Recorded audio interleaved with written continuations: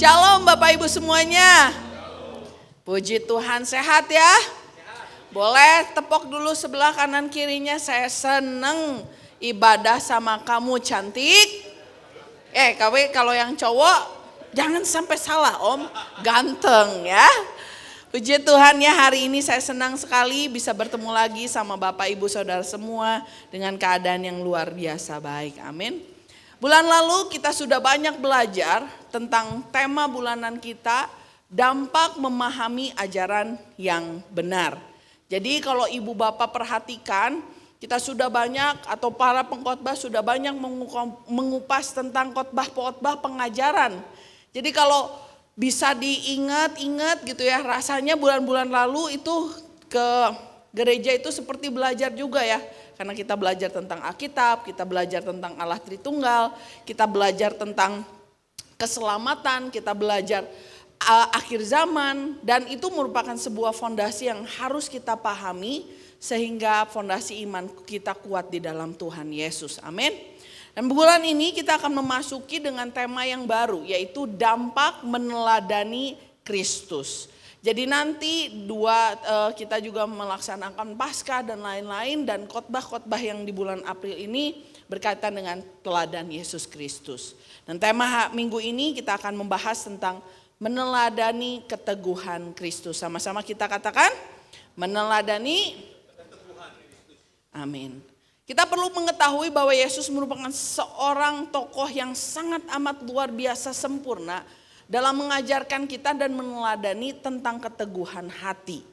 Karena dia bukan hanya memberikan hal tersebut atau teladan tersebut melalui contoh saja atau ajaran saja, tapi dia benar-benar melalui sikapnya secara nyata dan tindakannya juga secara nyata dia teladani kita bahwa dia benar-benar punya sungguh keteguhan hati. Nah mungkin di antara Bapak Ibu Saudara bilang ya iyalah pantas Bu, dia itu adalah sebuah contoh yang sempurna karena Yesus itu adalah Tuhan, dia 100% Tuhan. Jadi sudah pasti dia merupakan teladan yang sempurna. Tapi ingat Bapak Ibu, ketika Yesus memutuskan untuk melaksanakan misi Bapa, untuk datang ke dunia, menjelma menjadi manusia untuk menebus dosa kita, kita gak boleh lupa bahwa dia juga 100% manusia. Yesus juga 100% manusia ketika dia memutuskan untuk datang ke dunia menebus dosa kita. Dia adalah 100% Allah, tetapi ketika dia datang ke dunia, dia menambahkan keterbatasan dalam dirinya, yaitu sebagai manusia, yang kemudian dia punya keterbatasan. Makanya ketika dia datang ke dunia, dia gak jadi langsung bayi Superman. Ya dia tetap bayi, harus dijaga, harus dirawat, merasakan sakit, merasakan lapar, merasakan haus. Dia tumbuh dewasa, dia bisa merasakan tantangan, cobaan, penderitaan. Dan itulah Tuhan kita. Dia benar-benar meneladani kepada kita bahwa dia memiliki keteguhan hati yang luar biasa. Dan sisi kemanusiaan Yesus itu sangat terlihat ketika menjelang hari penyalibannya. Kita tahu ketika dia akan menghadapi salib, Yesus itu begitu ketakutan, begitu takut, dan juga khawatir ya, sehingga Injil Lukas mencatat peluhnya aja seperti darah. Rasanya ya, belum ada orang lain yang tercatat bahwa dia mengalami kesedihan, ketakutan sampai peluhnya itu bercucuran seperti darah. Tapi itulah yang dirasakan Yesus, itulah yang dialami Yesus. Dan meskipun demikian, kita melihat teladannya yang luar biasa. Dalam penderitaannya, dalam ketakutannya, dia tetap taat menjalankan apa yang Tuhan mau dalam hidupnya. Menjelaskan, menuntaskan misi Tuhan bagi umat manusia. Nah hari ini kita akan sama-sama melihat apa sih yang memampukan Yesus yang waktu itu adalah seorang manusia, dia 100% Tuhan, 100% manusia ketika di dunia. Itu apa sih yang membuat dia itu bisa begitu kuat menghadapi penderitaan. Karena itu kita akan sama-sama membaca dalam Matius 16 ayat 21 sampai 28 tentang pemberitahuan pertama akan penderitaan Yesus. Saya akan membaca di ayat yang ke-21 dan Bapak Ibu membaca di ayat yang genap ya, dan secara bergantian. Matius 16 ayat 21 sampai 28. Sejak waktu itu Yesus mulai menyatakan kepada murid-muridnya bahwa ia harus pergi ke Yerusalem dan menanggung banyak penderitaan dari pihak tua-tua, imam-imam, kepala dan ahli-ahli Taurat, lalu dibunuh dan dibangkitkan pada hari yang ketiga.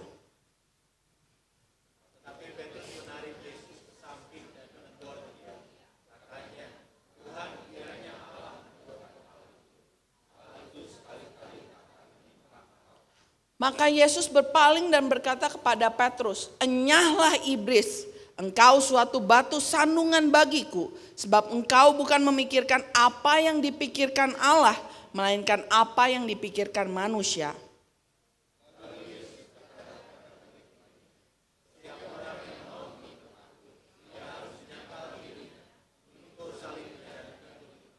Karena barang siapa mau menyelamatkan nyawanya, ia akan kehilangan nyawanya. Tetapi barang siapa kehilangan nyawanya karena aku, ia akan memperolehnya.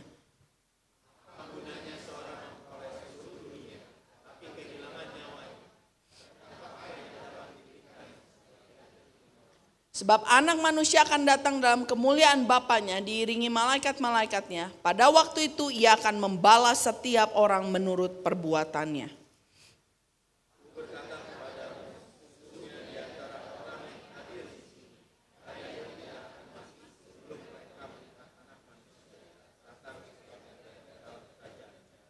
Amin.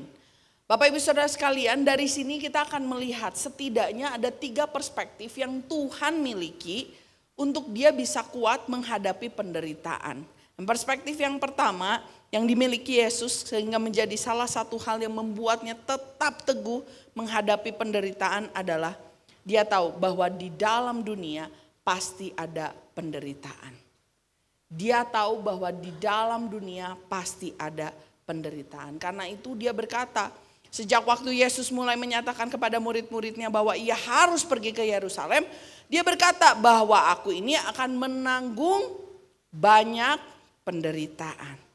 Kita harus paham juga dan sadar bahwa selama kita tinggal di dunia yang tidak sempurna ini, penderitaan itu akan selalu ada. Kesakitan itu akan selalu ada. Kekacauan itu akan selalu ada. Baik yang terjadi di luar dan bisa terjadi dalam hidup kita. Kenapa? Karena dunia ini tidak sempurna. Dunia ini sudah jatuh dalam dosa. Jadi udah pasti sampai kita nanti mati, selama kita di dunia penderitaan itu pasti ada. Jadi jangan naif tidak berpikir bahwa kalau saya ikut Tuhan saya pasti tidak mungkin menderita. Saya sudah jadi Kristen dari saya lahir sampai sekarang, harusnya kalau Tuhan baik Tuhan tidak memberikan penderitaan. Enggak. Kenapa? Karena dunia ini sudah jatuh di dalam dosa. Dan penderitaan, kesakitan itu sesuatu hal yang pasti terjadi di dalam dunia ini. Jadi perlu diketahui bahwa kalau kita ada di dunia pasti tidak akan pernah terluput dari yang namanya penderitaan, masalah, cobaan. Seorang mantan hakim agung Oliver Wendell Holmes Jr. pernah mengatakan sebuah ungkapan. Seandainya saya memiliki rumus untuk menghindari masalah, saya tidak akan memakainya. Saya tidak akan meminta tolong kepada siapapun juga. Sesungguhnya masalah memberi kita kemampuan untuk menghadapinya. Hadapilah masalah sebagai teman, karena Anda akan banyak menjumpainya dan akan lebih baik bila Anda terbiasa menghadapinya. Dia seorang hakim.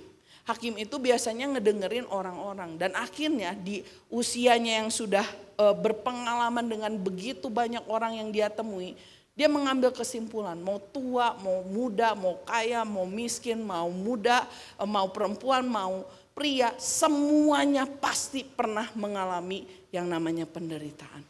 Tidak ada satupun manusia yang tidak pernah menderita di dunia ini, mengalami pencobaan. Bahkan bayi pun mengalami penderitaan sesuai dengan umurnya. Orang disuruh jalan bayi, itu menderita. Dia biasanya merangkak, sekarang suruh berdiri. Menderita bagi dia. Dia biasanya makan disuapin, sekarang suruh makan sendiri. Menderita sebenarnya bagi dia. Tapi hal itu terus pasti akan terjadi. Kenapa? Sesuai dengan porsinya. Karena itu dia berkata demikian, saya sudah menemukan bahwa sesungguhnya nanti ke depan sana kita itu bakal menemuin tantangan hidup, penderitaan. Jadi apa yang harus kita lakukan? Udah terima bahwa memang kita pasti akan mengalami yang namanya tantangan. Tapi perbedaannya kita adalah bagaimana respon kita sebagai anak Tuhan mengalami dan mengatasi tantangan tersebut. Karena itu apapun keadaanmu saat ini, Bapak Ibu mungkin sedang ada dalam sebuah penderitaan yang berkaitan dengan keadaan fisikmu. Engkau mungkin sedang sakit, lemah tubuh, atau mungkin dalam kehidupan emosionalmu, engkau baru kehilangan seseorang, merasa kesepian, baru dikhianati. Dalam keuanganmu, dalam hubunganmu, mungkin kau punya hubungan yang rusak antara teman, saudara, anak dengan ibu, anak dengan ayah, dan siapapun itu. Atau kehidupan keuanganmu, atau bahkan kehidupan rohanimu. Ingat, itu adalah hal yang biasa, bukan hal yang luar biasa. Selama kita berpegang sama Tuhan yang luar biasa. Amin. Janji Tuhan 1 Korintus 10 ayat 13 mengatakan, pencobaan-pencobaan yang kamu alami ialah pencobaan yang tidak melebihi kekuatan manusia. Sebab Allah setia dan karena itu ia tidak akan membiarkan kamu dicobai melampaui kekuatanmu. Dan janjinya pada waktu kamu dicobai ia akan memberikan kepadamu jalan keluar sehingga kamu dapat menanggungnya. Tahukah Bapak Ibu Saudara sekalian, penderitaan yang harus kita hadapi yang paling hebat adalah untuk menderita di api maut, api kekekalan. Tapi hal itu sudah dia atasi, sudah Yesus atasi di atas kayu salib.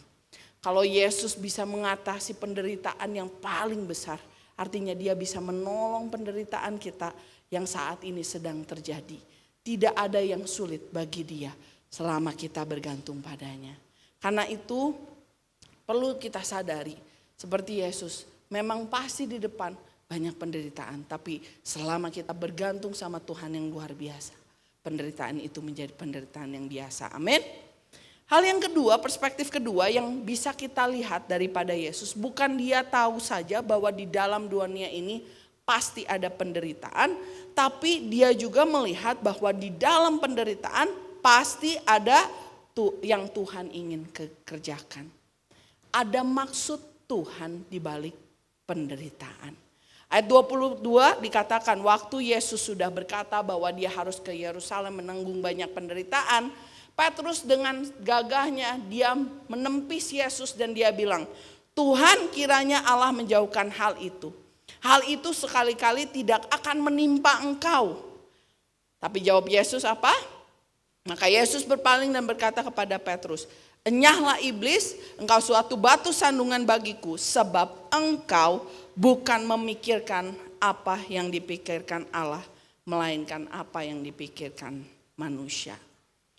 Tanpa disadari kita itu seringkali seperti Petrus Bapak Ibu. Kita melihat bahwa penderitaan itu melalui kacamata manusia. Kita lihat pasti ini gak ada tujuannya. Padahal Tuhan bilang sebenarnya ada tujuan yang besar. Ada maksud yang besar dalam hidupmu yang saya tentukan melalui penderitaanmu. Karena aku punya maksud yang begitu luar biasa buat hidupmu. Nah sering kali kita itu gagal fokus seperti Petrus. Karena bisa jadi Tuhan menggunakan penderitaan kita untuk menyempurnakan kita. Jadi jangan sampai kita melihat kita menderita hanya dari kacamata manusia saja. Lihat dari kacamatanya Tuhan. Jangan gagal fokus. Ibrani 12 ayat 5-1 mengingatkan kita. Dikatakan dan sudah lupakah kamu akan nasihat yang berbicara kepada kamu seperti anak-anak. Hai anakku, janganlah anggap enteng didikan Tuhan dan janganlah putus asa apabila engkau diperingatinya. Karena Tuhan menghajar orang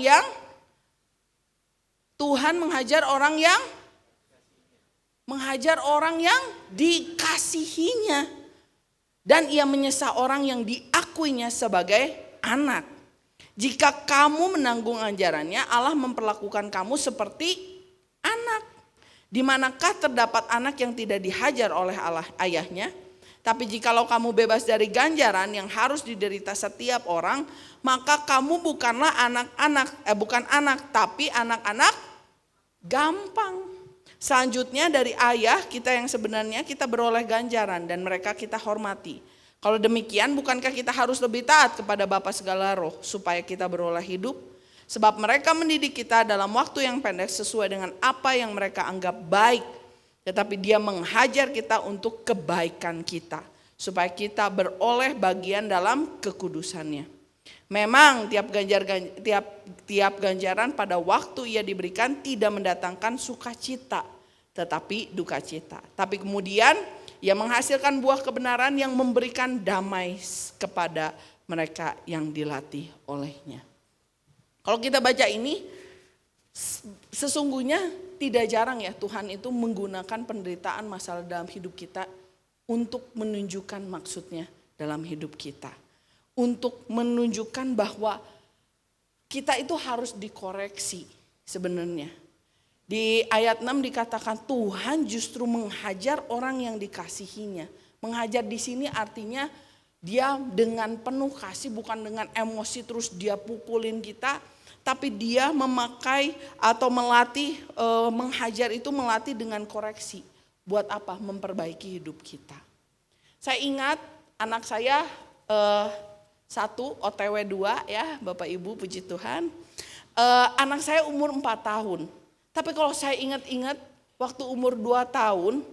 2 tahun itu menjadi usia yang sangat challenging buat saya. Dan mungkin nanti di usia kedua mudah-mudahan tidak challenging. Kenapa? Karena menurut saya yang paling challenging dalam mendidik atau membesarkan anak adalah kasih makan sebenarnya. Jadi memberi makan untuk dia bisa makan sendiri itu bagi saya susah. Karena anak saya gitu gak terlalu bisa atau bukan yang gampang sekali gitu makannya. Satu kali ini sebagai contoh, saya kasih buah naga. Ini udah di jus, udah di blender karena saya menyerah. Kenapa? Karena sebelumnya dipotong-potong buah naganya dengan pikiran ya udah biar dia mencoba makan sendiri. Benar dia ambil buah naganya, yang dia lakukan dia remas buah naganya. Waduh, saya udah pusing ya, terus diremas. Kemudian dia luluran buah naga ya, bukan dimasukin ke tangan. Waduh, rambutnya dilulur buah naga, badannya dilulur buah naga, kakinya aut-autan aja pokoknya. Terus dilempar buah naganya, dikenain ke meja. Aduh pokoknya udah deh kalau udah meal time mendingan jangan ke rumah saya. Karena bukan hanya meja makan yang berantakan, semua rumah bisa berantakan pada waktu itu. Saya udah menyerah, udah dah di blender aja, udah kasih makan aja gitu ya, disuapin. Tapi saya coba lagi, besoknya saya coba lagi, kan saya gak mungkin nyuapin seumur hidup ya. Jadi saya coba lagi, apa yang dilakukan? Diremas lagi, dilulur lagi ya. Jadi saya menyadari kemampuan yang bertambah ketika saya menjadi orang tua. Kalau ngomong sekarang udah gak pernah 10 kali, ribuan kali saya ngomong. Nih jangan dilempar makanan itu dimasukin ke dalam mulut. Jangan dilulur makanan itu masukin ke dalam mulut. Diulang kali saya coba kasih tahu ini gak boleh dilempar dimasukin ke mulut. Dan akhirnya saya bingung juga. Saya jadi ngobrol sama ibu-ibu yang lebih expert. Ya ini gimana ya anak saya pusing gimana caranya. Udah dikasih tahu juga gak bisa, susah. Ada satu ibu ngomong kayak gini, coba deh disentil katanya. Disentil supaya dia shock terus dikasih tahu. Wah oke lah. Disentil bagi beberapa orang mungkin kayak dihajar banget ya. Tapi saya melihat sentilan di sini tuh sentilan gemas sebenarnya. Sentilan kasih supaya dia ingat bahwa hal itu gak boleh dilakukan. Kita menyentil dia untuk mengkoreksi, memperbaiki. Karena kita tahu ada yang salah dan harus diperbaiki. Akhirnya saya sentil tuh sedikit, dia rada kaget. Kan gak keras-keras amat sebenarnya. Terus bilang, gak boleh dilempar ya, dimasukin ke mulut. Surprisingly semenjak hari itu dia gak pernah melempar lagi. Puji Tuhan saya gak ingat siapa ibu yang pernah ngasih tahu tips saya itu. Tapi saya sangat bersyukur dan biar dia semakin diberkati Tuhan ya. Kemudian benar dia kaget, terus saya bilang, Net jangan dilempar makanan dimasukin ke mulut. Dan semenjak hari itu dia bisa makan sendiri, dia makan dengan baik. Karena saya pengen dia itu makan dengan benar dan menghargai makanan. Gak mau makanan dibuang-buang. Hari ini dia udah 4 tahun. Dia jadi anak yang tidak buang makanan. Dia selalu bilang kayak gini, Mami makanan harus ambil secukupnya, gak boleh dibuang. Dan saya sangat bersyukur hajaran yang pernah saya berikan itu mengkoreksi hidupnya. Bapak Ibu, seringkali kita serupa dengan anak kecil. Ribuan kali Tuhan udah kasih tahu kita. Dia udah kasih tahu kita lewat firman Tuhan, lewat khotbah, lewat pasangan kita, suami kita, istri kita, teman-teman kita, mentor kita, PKS kita. Tapi kita gak pernah dengarkan. Kita terus ada dalam kenakalan itu, kita terus ada dalam itu yang memang salah dan tidak benar. Dan karena kita dikasihi Tuhan, Tuhan bilang, saya gak mau anak saya binasa. Saya gak mau melihat anak saya terus ada dalam kesalahan. Saya kasih hajaran sedikit, penderitaan sedikit. Sehingga dia tahu, dia ingat bahwa dia harus kembali, dikoreksi kembali ke jalan yang benar. Karena itu kalau hari ini kita ada dalam sebuah penderitaan, pencobaan. Ingat, mungkin Tuhan mau mengajarkan sesuatu. Mungkin Tuhan ingin mengkoreksi sesuatu dalam hidup kita. Jangan pikir bahwa Tuhan kalau saya ada dalam masalah Tuhan itu gak baik. Lah memang Tuhan gak pernah ngomong kalau kamu jadi Kristen kamu gak pernah ada masalah. Gak pernah. Dia gak pernah janji langit selalu biru. Tapi dia janjinya meskipun langitnya mejiku hibiniu saya tetap ada buat kamu. Itu yang Tuhan janji. Karena itu kalau hari ini ada dalam penderitaan. Ingat Ibrani 6. Tuhan menghajar orang yang dikasihinya. Kalau Tuhan membiarkan Anda harusnya kita takut. Kenapa? Karena berarti Tuhan gak peduli. Kalau Tuhan menghajar kita, artinya dia mengasihi kita. Dia menganggap kita sebagai anak kesayangannya. Dia pengen kita kembali ke jalan yang benar. Amin. Dan bukan hanya dia bukti mengasihi kita. Kalau kita mungkin dalam suatu proses di ayat 10-11 dikatakan yang Tuhan mau itu agar kita semakin kudus dan menghasilkan buah kebenaran. Di ayat 10 dan 11 ditulis bahwa dia ingin kita semakin kudus dan menghasilkan buah kebenaran. Tuhan menciptakan kita agar kita serupa dengan gambarannya. Masalahnya dosa telah menjauhkan kita sehingga tidak serupa dengan gambarannya. Apa yang harus kita lakukan? Ikut prosesnya Tuhan. Semakin kita diproses sama Tuhan, semakin kita bisa serupa dengan gambarannya. Semakin kita diproses sama Tuhan, semakin kita dimurnikan sama Dia. Semakin kita diproses sama Tuhan, semakin kita mengeluarkan yang benar di hadapan Dia. Tadi ya Tuhan juga gak ngomong, waktu saya kasih ganjaran, saya kasih hajaran, saya kasih didikan, saya kasih hal-hal yang tidak baik melalui penderitaan, itu tuh enggak menciptakan sukacita. Justru duka cita. Tuhan juga tahu itu.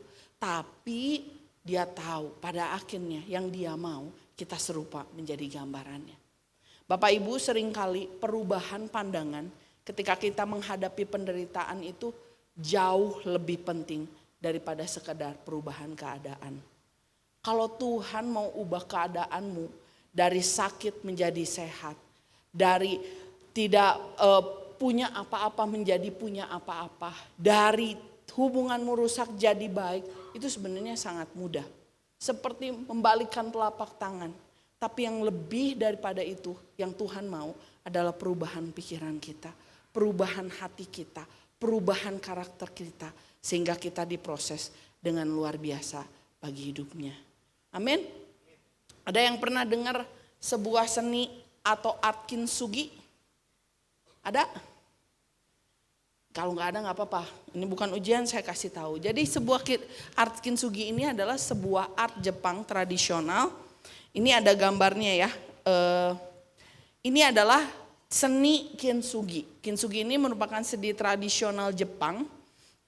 Dia ini lahir dari Jepang karena suatu hal ya. Dan hal ini terjadi di abad yang ke-15. Di abad ke-15 ada seorang shogun namanya Ashikaga Yoshimaya.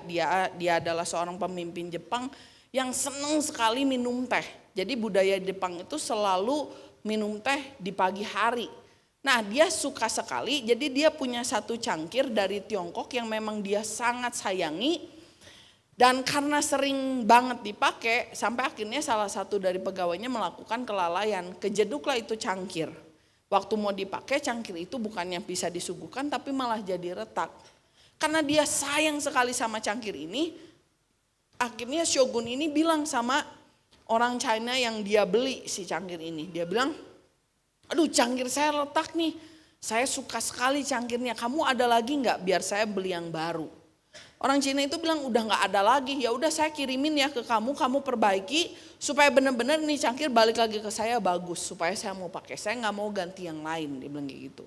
Akhirnya dia beneran kirimin ke si cangkir ini ke China.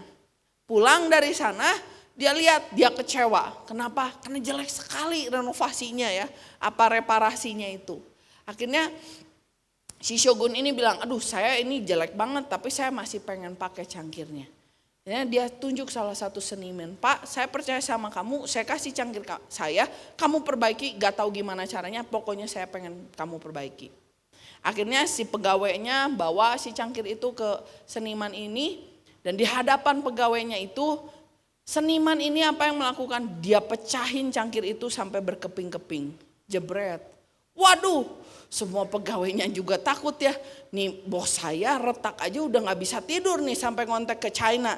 Apalagi kamu pecahin, kamu mah bener-bener gak kira-kira. Terus dia bilang ini, tenang aja. Kamu pulang sekarang, saya akan lakukan yang terbaik yang saya bisa.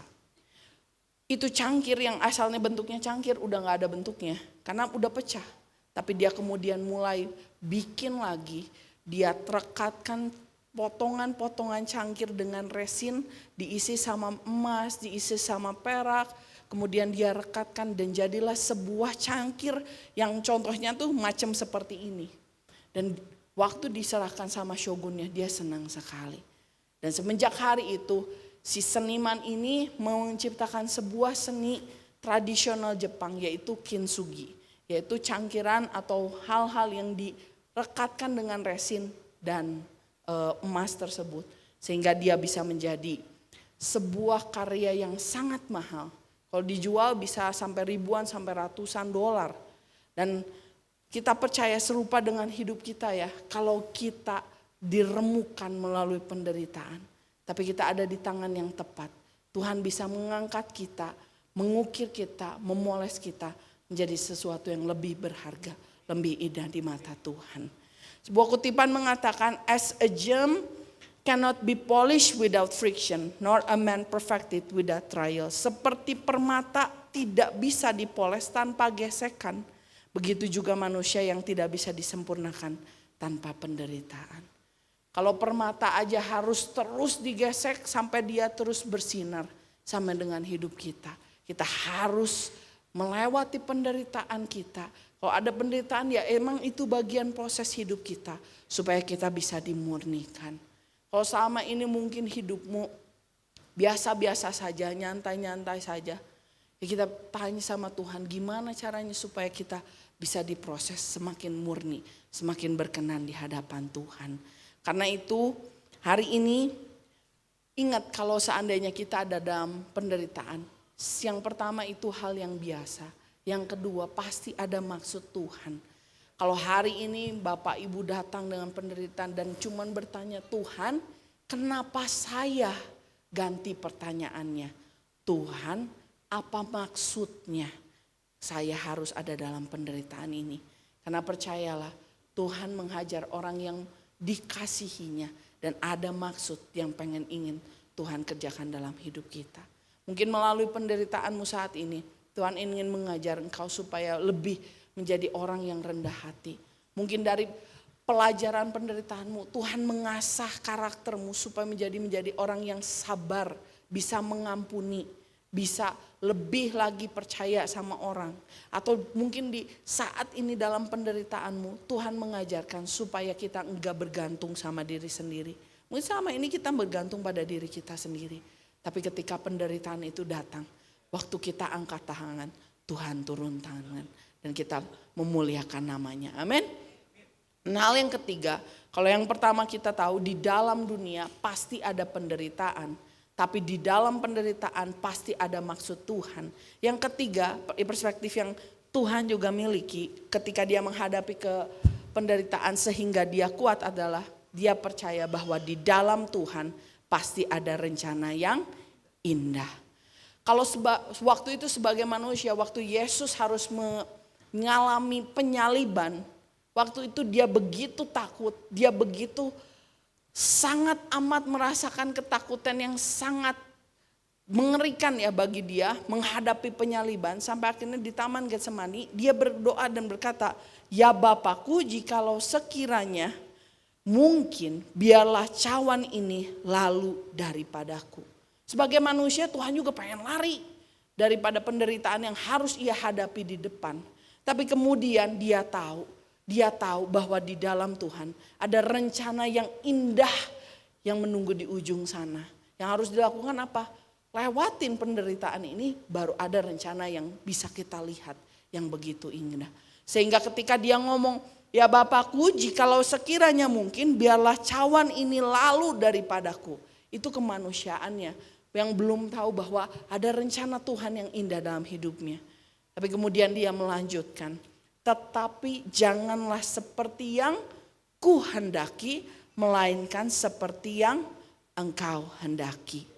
Dan karena keteguhan Yesus, karena dia tahu bahwa ada rencana yang luar biasa yang Tuhan persiapkan, yang Tuhan rancangkan setelah meskipun dia harus mengalami penderitaan, kita diselamatkan sama Tuhan.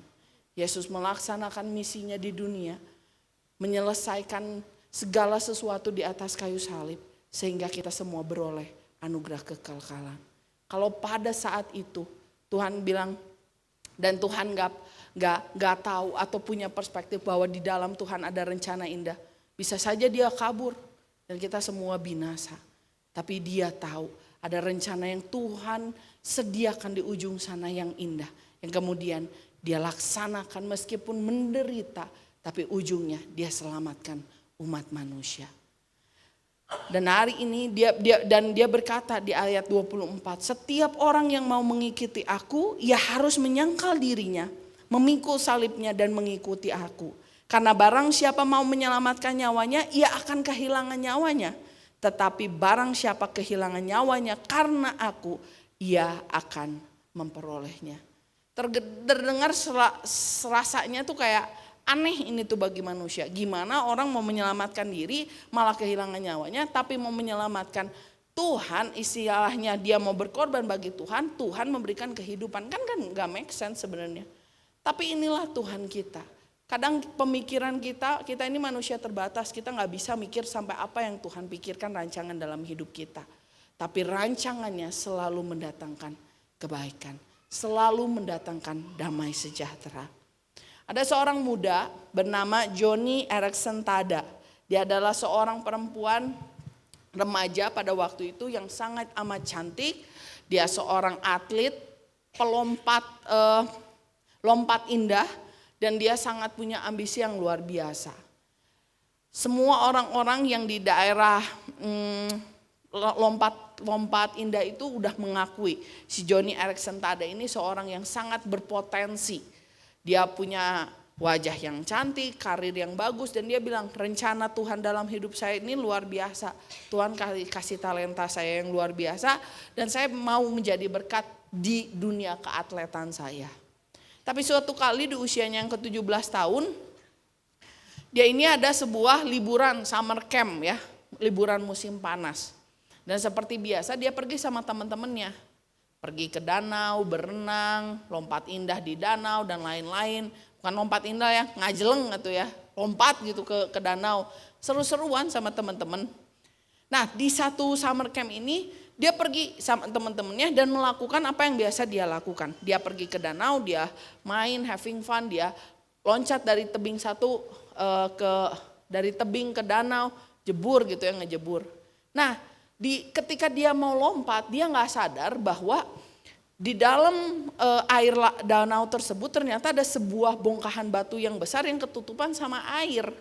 Jadi si Joni Eareckson Tada ini lagi mau having fun, terus dia lompat ke bawah, tapi ternyata nggak blur gitu ya, tapi tak gitu. Badannya kena batu yang sangat besar itu. Dan seketika itu juga teman-temannya langsung panik, dia langsung dibawa ke rumah sakit karena udah langsung gak sadar. Akhirnya ketika dia sadar, dia membuka matanya, dia menyadari. Dia gak bisa menggerakkan badannya satupun, dari leher ke bawah udah mati, lumpuh total. Jadi yang hanya bisa dia gerakkan adalah hanya kepalanya saja.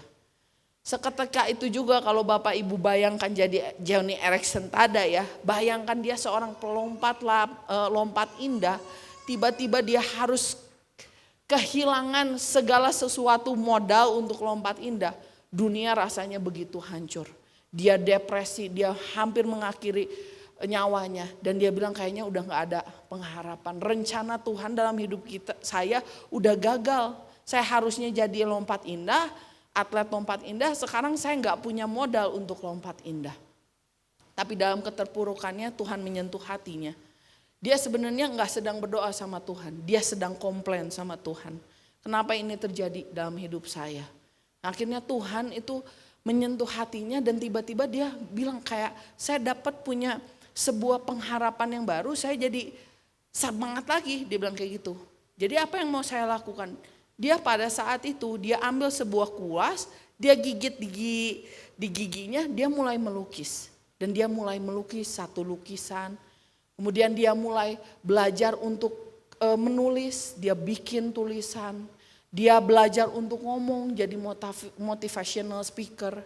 Dia juga belajar tergabung dalam komunitas disabilitas dan bertahun-tahun dia lakukan. Sampai akhirnya dia melukis begitu banyak lukisan yang kemudian memberkati orang. Dia menulis lebih daripada 50 buku yang memberkati orang. Dan bahkan dia bukan hanya tergabung dalam komunitas disabilitas, tapi kemudian mendirikan komunitas disabilitas secara global. Dan waktu itu dia tahu bahwa sebenarnya tulisannya terutama sama seminar-seminarnya itu bisa membangkitkan semangat yang patah. Banyak orang hidupnya tertolong karena Joni Eareckson Tada yang punya sebuah semangat baru, tujuan hidup yang baru. Dan dia berkata, saya pikir rencana Tuhan itu gagal dalam hidup saya. Saya sempat berpikir saya akan memuliakan Tuhan waktu saya jadi atlet lompat indah, orang-orang bisa kenal sama Tuhan. Tapi lebih daripada ini Tuhan luar biasa. Justru dengan penderitaan yang saya alami, saya jadi alat kemuliaan Tuhan yang lebih luar biasa. Bukunya menyelamatkan banyak orang. Dan semenjak itu kalau ada Billy Graham, penginjil yang kita tahu namanya, dia selalu bawa Joni Eareckson Tada. Di dalam KKR dia membagikan kesaksian hidup. Banyak sekali orang ditobatkan oleh Joni Eareckson Tada. Dan saat itu dia bilang, saya pikir rencana saya gagal. Tapi ternyata rencana Tuhan itu jauh lebih indah. Meskipun saya harus mengalami penderitaan yang rasanya secara manusia itu menyedihkan. Tapi ternyata Tuhan punya sesuatu hal yang luar biasa. Kadang Tuhan itu untuk merencanakan sesuatu rencananya yang terbaik harus memberikan kepada kita sesuatu hal yang kelihatannya tidak baik. Tapi percaya saja rencana Tuhan itu selalu mendatangkan kebaikan, damai sejahtera. Dia gak pengen kita celaka. Tapi yang paling penting itu maukah kita percaya sama rencananya Tuhan. Dan inilah 3 perspektif yang Tuhan miliki, Yesus miliki. Dia tahu, dia punya cara pandang bahwa di dalam dunia penderitaan ini adalah hal yang biasa dan memang pasti ada. Kalau mungkin di antara Bapak Ibu Saudara sekalian sedang mengalami penderitaan bahkan sampai berpikir untuk mengakhiri hidupmu agar penderitaan ini berhenti. Ingat, selama engkau punya Tuhan yang luar biasa, penderitaan itu biasa-biasa saja. Kau pasti dapat mengatasinya. Dan di dalam penderitaan ada maksud Tuhan. Kalau engkau saat ini dalam penderitaan, tanya Tuhan. Tuhan, maksud Tuhan itu saya seperti ini mau jadi apa? Maunya apa? Apa karakter yang mau Tuhan bentuk dalam hidup saya? Dan percayalah di dalam Tuhan pasti ada rencana yang indah. Tadi pagi ada jemaat Kings, Ibu Ida, saya baru pertama kali secara face to face ketemu sama Ibu Ida. Tapi sebelumnya saya sudah dengar di Only by His Grace. Dia pernah mengalami sakit COVID, selang sudah di mana-mana, dokter sudah menyerah. Dia sudah pakai ventilator selama 2 bulan. Dokter udah bilang udah gak mungkin ada harapan lagi. Tapi kemudian dia bilang tadi saya ngobrol, waktu itu saya gak pernah tanya, Tuhan kenapa saya? Sial banget saya yang kena COVID sampai seperti ini. Tapi yang dia tanya, Tuhan maksud Tuhan itu apa?